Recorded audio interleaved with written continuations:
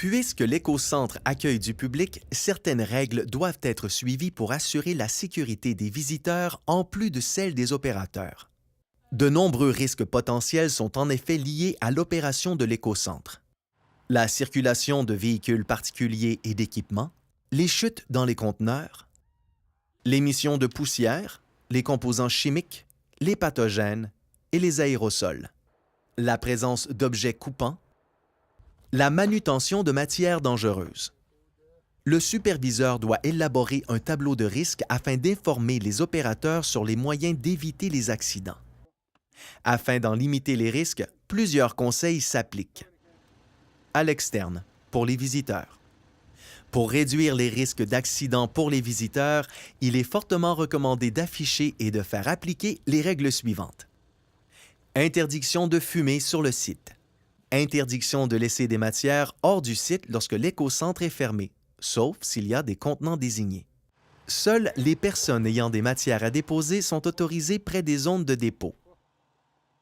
Obligation d'attendre l'opérateur à l'entrée du site avant d'effectuer le dépôt des matières. Interdiction de récupérer des matières dans les zones de dépôt.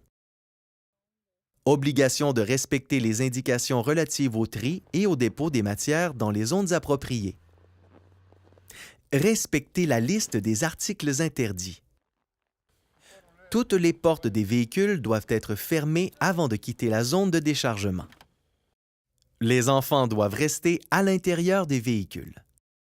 À l'interne, pour les opérateurs.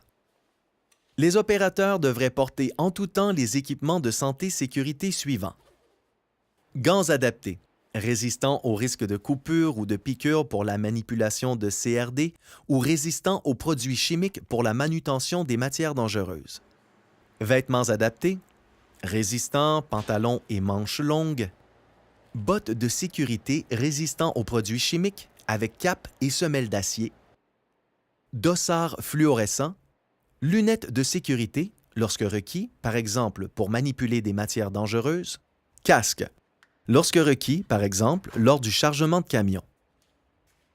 Il est important d'avoir une trousse de premiers soins conforme et complète, ainsi qu'un extincteur dans la guérite et dans les équipements. La liste des coordonnées en cas d'urgence doit être accessible en tout temps pour les employés. Les moyens de communication entre les opérateurs et le superviseur, par radio par exemple, doivent être clairement préétablis. Il est recommandé d'avertir le superviseur lors de l'arrivée et du départ du site.